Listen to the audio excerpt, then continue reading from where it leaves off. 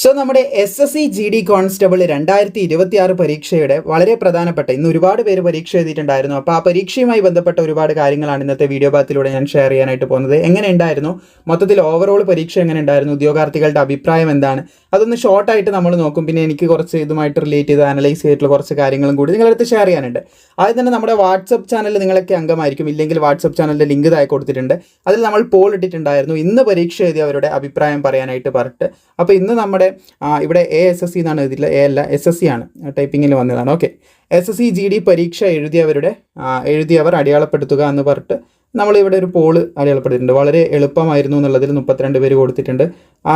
തരക്കേടില്ല 35 പേര് കൊടുത്തിട്ടുണ്ട്. വളരെ ബുദ്ധിമുട്ടായിരുന്നു എന്നുള്ളത് 149 പേരും എക്സാമിനെ കുറിച്ചിട്ടുള്ള അഭിപ്രായം പറഞ്ഞിട്ടുണ്ട്. പിന്നെ എക്സാമിനുമായിട്ടുള്ള കുറച്ച് അപ്ഡേറ്റ്സും കാര്യങ്ങളൊക്കെ, എക്സാമിൻ്റെ ചെറിയൊരു മാറ്റങ്ങളും കാര്യങ്ങളൊക്കെ നമ്മുടെ study section 10 days study section നമ്മൾ റൺ ചെയ്യുന്നുണ്ടായിരുന്നു. ഇപ്പോൾ നിങ്ങൾക്ക് ആവശ്യമാണെങ്കിൽ അതിൻ്റെ പാർട്ടായി ജോയിൻ ചെയ്യാം. അതിൻ്റെ 1000 ക്വസ്റ്റ്യൻസും പിന്നെ 2 ഇതും കൂടി നമ്മൾ നൽകിയിട്ടുണ്ടായിരുന്നു. ഗൂഗിൾ സെൽഫ് അനലൈസിങ് ഷീറ്റൊക്കെ നൽകിയിട്ടുണ്ടായിരുന്നു. അപ്പോൾ അതൊക്കെ അവിടെ അവൈലബിൾ ആണ്. താല്പര്യമുള്ളവർക്ക് അതിൻ്റെ ലിങ്കും താഴെ കൊടുത്തിട്ടുണ്ട്. അതിലൂടെ അതിൻ്റെ പാർട്ടാവാവുന്നതാണ്.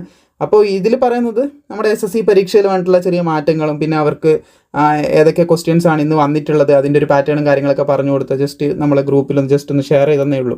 അപ്പോൾ നമുക്ക് കുട്ടികൾ മെയിൽ, എനിക്ക് ഇവിടെ പറഞ്ഞിട്ടുണ്ടായിരുന്നു നിങ്ങൾ മെയിൽ അയക്കണം, നിങ്ങൾക്ക് ഉള്ള കാര്യങ്ങൾ ഇതിലേക്ക് മെയിൽ അയക്കണം എന്ന് പറഞ്ഞിട്ട് ഒരുപാട് പേര് മെയിൽ അയച്ചിട്ടുണ്ട്. ആ മെയിലിൽ എന്തൊക്കെയാണ് അവർ പറഞ്ഞെന്നുള്ള കാര്യങ്ങളും കൂടി നമുക്ക് ചെക്ക് ചെയ്യാം.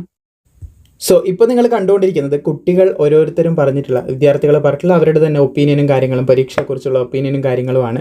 സോ നിങ്ങളുടെ പരീക്ഷയുടെ അനുഭവം എങ്ങനെ ഉണ്ടായിരുന്നു, നിങ്ങളുടെ പരീക്ഷ എന്നുള്ളത് തീർച്ചയായിട്ടും നിങ്ങൾ താഴെ കമൻറ്റ് ചെയ്യുക. അത് മാത്രമല്ല നമ്മളിപ്പം മുതലേ അനലൈസ് ചെയ്തിട്ടാണ്, കഴിഞ്ഞ തവണ നിങ്ങൾക്ക് ഓർമ്മയുണ്ടാവും നമ്മൾ പ്രെഡിക്റ്റ് ചെയ്തിട്ടുള്ള കട്ട് ഓഫും കാര്യങ്ങളൊക്കെ ഏകദേശം 1-2 മാർക്കിൻ്റെ വ്യത്യാസത്തിൽ കൃത്യമായിട്ട് അതുപോലെ വന്നിട്ടുണ്ടായിരുന്നു. പെൺകുട്ടികളുടെ കട്ട് ഓഫിൻ്റെ കാര്യത്തിൽ മാത്രമാണ് 10 മാർക്കിൻ്റെ ഡിഫറൻസ് ഒക്കെ വന്നിട്ടുണ്ടായിരുന്നു. ആൺകുട്ടികളുടെയൊക്കെ ഏകദേശം ആ ഒരു 10 മാർക്ക് കൂടുക ചെയ്തു നമ്മൾ പറഞ്ഞതിനേക്കാളും. അതുപോലെ ആൺകുട്ടികളുടെയൊക്കെ കൃത്യം നമ്മൾ പറഞ്ഞതിൻ്റെ 1-2 മാർക്കോ അങ്ങോട്ടോ ഇങ്ങോട്ടോ മാത്രമായിട്ടുള്ളൂ കൃത്യമായിട്ട് വന്നിട്ടുണ്ടായിരുന്നു. അത് നമ്മൾ കൃത്യമായി അനലൈസ് ചെയ്ത് കൊണ്ടുവന്ന ആ ഒരു രീതി ചെയ്തതുകൊണ്ടായിരുന്നു. അപ്പോൾ അതുപോലെ തന്നെ ഇനി മുന്നോട്ടേക്ക് അങ്ങനെ നമ്മൾ ചെയ്യാനായിട്ട് ആഗ്രഹിക്കുന്നുണ്ട്. അതിന് തുടക്കം മുതലുള്ള കാര്യങ്ങളും ഡാറ്റയൊക്കെ, പിന്നെ വേക്കൻസി മുമ്പോട്ടേക്ക് കൂടും കേട്ടോ. അതിൻ്റെ വീഡിയോയും കാര്യങ്ങളൊക്കെ ഒഫീഷ്യലായിട്ട് വരുന്ന സമയത്ത് നമ്മൾ ചെയ്യാം. വേക്കൻസി കൂടാനായിട്ട് പോകുന്നുണ്ട്. അപ്പോൾ അത് ഒഫീഷ്യലായിട്ട് അതിൻ്റെ കൺഫർമേഷനൊക്കെ വരുന്ന സമയത്ത് നമ്മൾ ചെയ്യാം. അപ്പോൾ അതിൻ്റെയൊക്കെ ബേസിസിലായിരിക്കും നമുക്ക് ഫൈനലി തീരുമാനിക്കാൻ പറ്റിയ കട്ട് ഓഫ് എത്രയായിരിക്കും എന്നുള്ളത്. അപ്പോൾ എന്തായാലും നിങ്ങൾ ജെനുവിൻ ആയിട്ടുള്ള നിങ്ങളുടെ ഒരു അഭിപ്രായം, പരീക്ഷ എങ്ങനെ ഉണ്ടായിരുന്നു, എഴുതിയവർ മാത്രം പരീക്ഷ എങ്ങനെ ഉണ്ടായിരുന്നു എന്നുള്ളതിട്ട്. പിന്നെ നിങ്ങൾക്ക് പരീക്ഷ എഴുതാൻ പോകുന്നവർക്ക് മറ്റെന്തെങ്കിലും സംശയങ്ങൾ ഉണ്ടെങ്കിൽ അത് നിങ്ങൾ ചോദിക്കുക. എഴുതിയവർ തീർച്ചയായിട്ടും റിപ്ലൈ ചെയ്യുന്നതായിരിക്കും. ഞാനും തീർച്ചയായിട്ടും റിപ്ലൈ ചെയ്യുന്നതായിരിക്കും. അപ്പോൾ ഒരു ഉദ്യോഗാർത്ഥി പറഞ്ഞാൽ നമുക്കിവിടെ കാണാൻ സാധിക്കും. ഇന്നത്തെ സെക്കൻഡ് ഷിഫ്റ്റ് എക്സാം ടഫായിരുന്നു എന്നുള്ളൊരു കാര്യമാണ് ഉദ്യോഗാർത്ഥി പറഞ്ഞത്. 28-ാം തീയതിയാണ് കേട്ടോ പരീക്ഷ നടന്നത്. ഇന്നത്തെ എന്ന് പറയുമ്പോൾ 28-ാം തീയതിയുടെ പരീക്ഷയാണ് ഇവിടെ പറയുന്നത്. സോ ഇന്നത്തെ ടഫായിരുന്നു എന്ന് ഒരുപാട് പേര് പറയുന്നുണ്ട്. അതിൽ നമ്മൾ പ്രത്യേകം ശ്രദ്ധിക്കേണ്ട, 10 പേര് പരീക്ഷ എഴുതുമ്പോൾ 8 പേർക്ക് ടഫ് ഉണ്ട്, 2 പേർക്ക് മേ ബി ടഫ് ഉണ്ടാവണമെന്നില്ല. അപ്പോൾ ഇവർ ഈസിയാണെന്ന് പറയുന്നുണ്ടാവും, കുറച്ച് പേരെങ്കിലും അത് ഈസിയാണെന്ന് പറയുന്നുണ്ടാവും. അവർ ചിലപ്പോൾ ഹയർ ലെവൽ എക്സാമിനൊക്കെ പഠിക്കുമ്പോൾ ആ ഒരു ചോദ്യം കവർ ചെയ്ത് പോയപ്പോൾ അതൊക്കെ അങ്ങ് ടിക്ക് ചെയ്ത് പോയിട്ടുണ്ടാവും. അതുകൊണ്ടായിരിക്കാം മെജോറിറ്റി ഓഫ് ആൾക്കാർക്കും അതൊരു ടഫായിട്ടുള്ള ക്വസ്റ്റ്യൻ ആകുന്ന സമയത്ത് നമുക്കവിടെ നോർമലൈസേഷൻ പോലുള്ള കാര്യങ്ങൾ വരികയും മാർക്ക് വീണ്ടും കൂടാനുള്ള സാധ്യതയൊക്കെ നമുക്ക് എക്സ്പെക്റ്റ് ചെയ്യാനായിട്ട് സാധിക്കുന്നതാണ്. അപ്പോൾ ഒരു ഉദ്യോഗാർത്ഥിൻ്റെ മറുപടിയാണിത്. അതുപോലെ തന്നെ മറ്റൊരു ഉദ്യോഗാർത്ഥിനിവിടെ കാണാൻ സാധിക്കും. ഒരു പെൺകുട്ടിയാണ്, എക്സാം എഴുതാൻ ടൈം കിട്ടിയില്ല എന്ന് പറഞ്ഞാൽ ആദ്യമായിട്ട് എഴുതുന്ന ഒരു ഉദ്യോഗാർത്ഥിൻ്റെ, ആദ്യമായിട്ടാണ് കേട്ടോ ആദ്യമായിട്ട് എഴുതുന്ന ഒരു പെൺകുട്ടീൻ്റെ ഒരു അഭിപ്രായമാണ് ഇവിടെ പറഞ്ഞിട്ടുള്ളത്. അതുപോലെ തന്നെ ആഭരണങ്ങളൊക്കെ ഊരി വെക്കണം, അത് നിങ്ങൾക്ക് അറിയാവുന്ന കാര്യമെന്ന് കരുതുന്നു. പിന്നെ നമ്മൾ ആഭരണമാണെങ്കിലും അതുപോലെ ആൺകുട്ടികൾ ബെൽറ്റ് ആണെങ്കിലും ആരാണെങ്കിലും ബെൽറ്റ്, അതുപോലെ ചെയിന് കാര്യങ്ങൾ ഇതൊക്കെ റിമൂവ് ചെയ്യണം. അത് ഇട്ടുകൊണ്ട് പോയി എന്ന് കരുതിയത് കൊണ്ട് പ്രശ്നമൊന്നുമില്ല, മൊബൈൽ ഫോൺ എല്ലാം എടുക്കാം. പക്ഷേ അവിടെ നിങ്ങൾ എക്സാം എഴുതുന്നതിന് മുമ്പായിട്ട് അവർ ലോക്കറോ അല്ലെങ്കിൽ ഒരു സേഫ്റ്റി ഫെസിലിറ്റി ഒരു സംഭവം അവിടെ ഉണ്ടാകും. അവിടെ നിങ്ങളെല്ലാം നിങ്ങളുടെ ബാഗിൽ സൂക്ഷിച്ച് വെച്ചാൽ മതിയാകും. അപ്പോൾ അതൊന്നും പ്രശ്നമുള്ള കാര്യമൊന്നുമല്ല. ഇവിടെ മറ്റൊരു ഉദ്യോഗാർത്ഥിൻ്റെ ഒരു ഒപ്പീനിയൻ ഇവിടെ കൊടുത്തിട്ടുണ്ട്. ഇനി ഇമ്പോർട്ടൻ്റ് ആയിട്ട് മറ്റൊരു സുഹൃത്ത് നമുക്ക് അയച്ചു തന്നിട്ടുള്ള ഒപ്പീനിയൻ കാണാൻ സാധിക്കും. ഇവിടെ ഉദ്യോഗാർത്ഥി പ്രധാനമായിട്ടും പറയുന്നത് നമ്മുടെ ടൈമിനെ കുറിച്ച് തന്നെയാണ്. നിങ്ങൾക്ക് അറിയാവുന്നതാണ്, സമയം വളരെ ഇമ്പോർട്ടൻ്റ് ആയിട്ടുള്ള കാര്യം തന്നെയാണ് ഈ ഒരു പരീക്ഷയിലെന്ന് പറയുന്നത്. അപ്പോൾ ഈ ഉദ്യോഗാർത്ഥി പറയുന്നതും ടൈമിനെ കുറിച്ചിട്ടുള്ള കാര്യം തന്നെയാണ്. സോ ഫസ്റ്റ് ഷിഫ്റ്റ് ആയിരുന്നു, അതായത് ഇന്നത്തെ ഡേ 28-ാം തീയതി ഫസ്റ്റ് ഷിഫ്റ്റ് ആയിരുന്നു. മാത്സ് എല്ലാം ടൈം വേസ്റ്റിംഗ് ക്വസ്റ്റ്യൻസ് ആണ് വരുന്നതെന്ന് പറയുന്നതായിട്ട് കാണാൻ സാധിക്കും. അതായത് ക്വസ്റ്റ്യൻസ് ടഫല്ല, ക്വസ്റ്റ്യൻസ് വലിയ ടഫൊന്നുമല്ല, സോൾവ് ചെയ്യാൻ നല്ല ടൈം എടുക്കുന്ന ക്വസ്റ്റ്യൻസ് ആണെന്ന് പറയുന്നുണ്ട്. അപ്പോൾ ഏതൊക്കെ ക്വസ്റ്റ്യൻസ് ഇന്നത്തെ ഷിഫ്റ്റുകളിൽ വന്നു പോയിട്ടുണ്ട് അതിൻ്റെയൊക്കെ ഒരു അനലൈസും കാര്യങ്ങളൊക്കെ വീഡിയോൻ്റെ അവസാനമായിട്ട് ഞാൻ പറഞ്ഞു തരാം. അപ്പോൾ ഈ ഉദ്യോഗാർത്ഥിൻ്റെ കാര്യം ഇങ്ങനെയാണ്, ക്വസ്റ്റ്യൻസിന് അത്യാവശ്യം ടൈം എടുക്കുന്നുണ്ടെന്നാണ് ഉദ്യോഗാർത്ഥി പറഞ്ഞത്. പിന്നെ ഇന്നത്തെ സെക്കൻഡ് ഷിഫ്റ്റ് മറ്റൊരു ഉദ്യോഗാർത്ഥി പറയുന്നുണ്ട് പാടായിരുന്നു എന്ന് പറയുന്നതായിട്ട് കാണാൻ സാധിക്കും.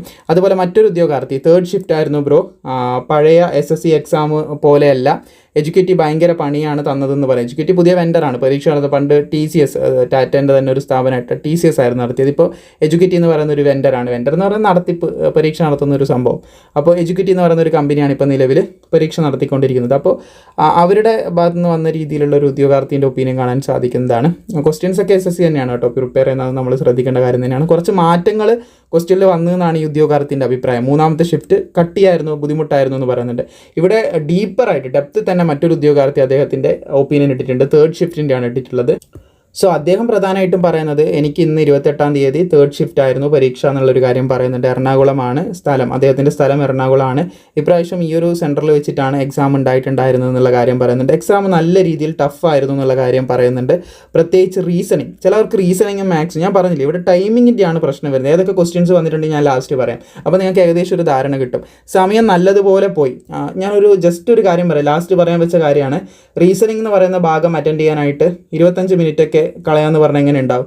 അങ്ങനെ സംഭവിച്ചിട്ടുണ്ട്. 25-30 മിനിറ്റിൻ്റെ അടുത്തൊക്കെ റീസണിംഗ് എന്ന് പറയുന്ന ഭാഗം മാത്രം അറ്റൻഡ് ചെയ്യുക. അങ്ങനെ ചെയ്യാതിരിക്കുക. അങ്ങനെ ചെയ്ത് കഴിഞ്ഞാൽ പ്രശ്നമാണ്. ആകെ 60 മിനിറ്റ് ലഭിക്കുന്നത്. 60 മിനിറ്റിൽ 80 ചോദ്യം നമ്മൾ അറ്റൻഡ് ചെയ്യേണ്ടതായിട്ടുണ്ട്.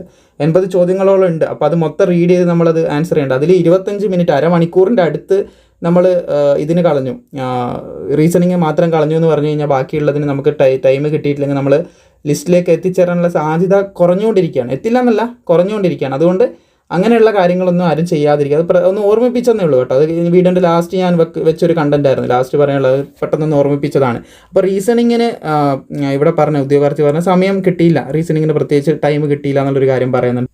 സോ ഈ ഒരു ഉദ്യോഗാർത്ഥി തന്നെ അവിടെയുള്ള എല്ലാവരുടെ അടുത്തും സംസാരിച്ച് കാണണം ആ ഉദ്യോഗാർത്ഥി ഫേസ് ചെയ്തൊരു ഇഷ്യൂവിന് കാരണം. അതുകൊണ്ട് അവിടെയുള്ള എല്ലാവർക്കും അതുതന്നെയാണ് സ്ഥിതി എന്നുള്ള പറയുന്നുണ്ട്. അതായത് റീസണിങ്ങിൻ്റെ പ്രശ്നം പറയുന്നുണ്ട്, റീസണിങ് ടൈം കിട്ടിയിട്ടില്ല എന്നുള്ള പ്രശ്നം പറയുന്നതായിട്ട് കാണാൻ സാധിക്കും. റീസണിങ് പ്രീവിയസ് ഇയർ ക്വസ്റ്റ്യൻസ് പോലെ ഒന്നുമല്ല, നല്ല മാറ്റങ്ങളുണ്ട്. ഇതിനു മുമ്പ് ചോദിക്കാത്ത ഭാഗത്തു നിന്നൊക്കെ 6-8 ക്വസ്റ്റ്യൻസ് വന്നിട്ടുണ്ടെന്നാണ് പറഞ്ഞിട്ടുള്ളത് ഉദ്യോഗാർത്ഥി. എല്ലാവരും നല്ലതുപോലെ പഠിച്ചിട്ട് പൊക്കോ എന്നുള്ളൊരു കാര്യം കൂടി പ്രത്യേകം പറയുന്നുണ്ട്. സോ ഈ ഒരു കമൻറ്റ് അല്ലെങ്കിൽ ഈ ഒരു മെയിൽ, ഉദ്യോഗാർത്ഥിൻ്റെ മെയിൽ നമുക്ക് ജസ്റ്റ് ഒന്ന് റെഫറൻസ് ആയിട്ട് അല്ലെങ്കിൽ പരീക്ഷേൻ്റെ ഒരു മാതൃക രീതിയിൽ കാണാനായിട്ട് എടുക്കാവുന്നതാണ്. ഇനി നമുക്ക് SSCൻ്റെ ഒരു അപ്ഡേറ്റ്, SSC GD കോൺസ്റ്റബിളിൻ്റെ തന്നെ ഒരു അപ്ഡേറ്റ് നോക്കിക്കൊണ്ട് എന്ത് ചെയ്യാം, നമുക്ക് ബാക്കിയുള്ള കാര്യങ്ങൾ തുടർന്ന് പറയാം. ഇവിടെ SSC പറയുന്ന പുതിയൊരു നോട്ടീസും കൂടി ഇട്ടിട്ടുണ്ട്. 28, 29, 30 2026 April 2026 constable GD central armed police ഫോഴ്സിന് അഡ്മിറ്റ് കാർഡ് നിങ്ങൾ ഡൗൺലോഡ് ചെയ്തിട്ടുണ്ടെങ്കിൽ അതിന് ബാർകോഡ് ഉണ്ടാവും. ബാർകോഡ് എന്ന് പറയുന്ന ഈ ഒരു ഇങ്ങനെ ഒരു കറുപ്പ് ഒരു ഇതിൽ മുകളിലും താഴെയുമായിട്ട് ഈ ഒരു രീതിയിൽ 2 ബാർകോഡ് ഉണ്ടാവും. അത് പ്രോപ്പറായിട്ട് അവിടെ ഉണ്ട്, ക്ലിയർ ആയിട്ടുണ്ട് എന്ന് നിങ്ങൾ ഉറപ്പ് വരുത്തണം. കാരണം അത് സ്കാൻ ചെയ്തിട്ടാണ് എൻ്റർ ആകുന്ന സമയത്താണെങ്കിലും പിന്നെ നിങ്ങൾ എക്സാം കഴിഞ്ഞ് പോകുന്ന സമയമുണ്ടല്ലോ, നിങ്ങളുടെ അഡ്മിറ്റ് കാർഡ് ഇത് മൊത്തം ഒരു അഡ്മിറ്റ് കാർഡാണെന്ന് വിചാരിക്കുക. ഈ ഒരു അഡ്മിറ്റ് കാർഡിൽ ഇവിടെ നിങ്ങളുടെ ഫോട്ടോ, ഇവിടെ ബാക്കിയുള്ള കാര്യങ്ങൾ, ഡീറ്റെയിൽസ് ഒക്കെ ഉണ്ടാവും. ഇതിൻ്റെ അടിയിലായിട്ട് ഇവിടെ ഒരു കട്ട് ചെയ്യാനുള്ളൊരു ഓപ്ഷൻ ഉണ്ടാവും. അപ്പോൾ ഇവിടെ എന്ത് ചെയ്യും, ഇവർ കട്ട് ചെയ്തിട്ട് ഇതിൻ്റെ മുകളിലുള്ള വശം SSCൻ്റെ ടീംസ് എടുക്കും. എന്നിട്ട് ബാക്കി താഴെയുള്ള ഭാഗം ഉണ്ടല്ലോ, ഇത് നമ്മുടെ കയ്യിലേക്ക് തിരിച്ചു തരും. ലാസ്റ്റ് നമ്മൾ റീവെരിഫിക്കേഷൻ, നമ്മൾ കഴിഞ്ഞ് വരുന്ന സമയത്ത് ഒന്നുകൂടെ നമ്മളെ വെരിഫൈ ചെയ്യുമല്ലോ തമ്പ് ഇംപ്രഷനൊക്കെ വെച്ചിട്ട്. അപ്പോൾ ഇവിടെ ഒരു QR അല്ല, ഒരു ഇതുണ്ടാവും, ബാർകോഡ് ഉണ്ടാവും. അത് സ്കാൻ ചെയ്തിട്ടാണ് എന്ത് ചെയ്യുന്നത്, നമ്മൾ വീണ്ടും വെരിഫൈ ചെയ്യുന്നത്. അപ്പോൾ ഈ ഒരു ഭാഗത്തുള്ള ബാർകോഡും ക്ലിയർ ആയിരിക്കണം, ഈ ഒരു ഭാഗത്തുള്ള ബാർകോഡും ക്ലിയർ ആയിരിക്കണം എന്നാണ് പറയുന്നത്. അപ്പോൾ അത് ക്ലിയർ ആയവർ പ്രത്യേകിച്ച് പേടിക്കൊന്നും വേണ്ട.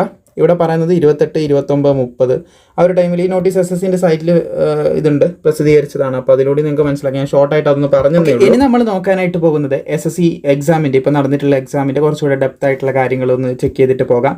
ഇത്ര നേരം നമ്മൾ നോക്കിയിട്ടുണ്ടിരുന്നത് ഉദ്യോഗാർത്ഥികൾ പറഞ്ഞിട്ടുള്ള ഒപ്പീനിയനും പിന്നെ SSCൻ്റെ സൈറ്റിൽ ഒന്ന് അപ്ഡേറ്റ്, ഈ കാര്യങ്ങളൊക്കെ ജസ്റ്റ് ഒന്ന് ചെക്ക് ചെയ്ത് മുമ്പോട്ടേക്ക് പോയെന്നേ ഉള്ളൂ. അപ്പോൾ പരീക്ഷയിൽ എൻ്റർ ആകുന്ന കാര്യം മുതൽ നമുക്ക് പറയാം. പരീക്ഷയിൽ പോകുന്ന സമയത്ത് നമുക്ക് അഡ്മിറ്റ് കാർഡ് വേണം. നമ്മളിത് ഓൾറെഡി പറഞ്ഞാണെങ്കിലും പുതുതായിട്ട് ആരും കാണുന്നുണ്ട് അവർക്ക് യൂസ് ആവാൻ അഡ്മിറ്റ് കാർഡ് വേണം. പിന്നെ മറ്റൊന്ന് ഫോട്ടോ ID കാർഡ്. ഈ 2 കാര്യങ്ങൾ മെയിനായിട്ട് മതി. Photo ID card, admit card, ഈ 2 സമം മതി. അഡ്മിറ്റ് കാർഡിൽ നിങ്ങളുടെ ഫോട്ടോ ക്ലിയർ അല്ല എന്നാണെങ്കിൽ എന്ത് ചെയ്യുക, ആ ഒരു എക്സ്ട്രാ ഫോട്ടോ ഒന്ന് കരുതാൻ പ്രത്യേകം ശ്രദ്ധിക്കുക. ക്ലിയറിൽ തന്നെ എടുക്കാൻ ശ്രദ്ധിക്കുക. അത് മാത്രമല്ല ബാർകോഡിൻ്റെ കാര്യം ഞാനിപ്പം പറഞ്ഞില്ല, അതൊന്ന് ശ്രദ്ധിക്കുക.